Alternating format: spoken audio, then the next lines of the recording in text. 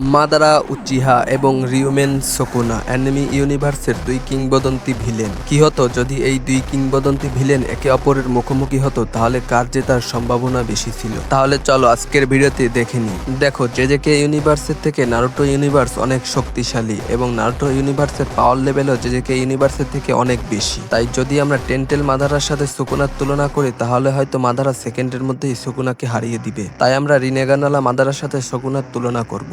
দেখো, আমরা যদি সুকুনার কথা বলি, তাহলে সুকুনার কাছে আছে ম্যাসিভ পরিমাণের কার্স এনার্জি এবং তার সাথে আছে ধ্বংসাত্মক স্ল্যাশ, যা নিমেষেই একটা শহরকে ধ্বংস করে দিতে পারে, এবং তার কাছে আছে ডোমেইন এক্সপেনশন, যার থেকে বাঁচা প্রায় অসম্ভব, ও সাথে 1000 বছরের অভিজ্ঞতা। অন্যদিকে যদি আমরা রিনেগানালা মাদারার কথা বলি, তাহলে মাদারার কাছে আছে শারিঙ্গান, রিনেগান, সুসানো এবং সাথে তার মিটিওর সামানিং করার অ্যাবিলিটি। যদি আমরা এই দুইজনের মধ্যে কম্পেয়ার করি, তাহলে দেখা যায় যে তাদের দুইজনের পাওয়ারই প্রায় সিমিলার। কিন্তু যদি তুমি আমার মতামত নাও, তাহলে আমি বলবো রিনেগানালা মাদারা জেতার সম্ভাবনা বেশি সুকুনার সাথে।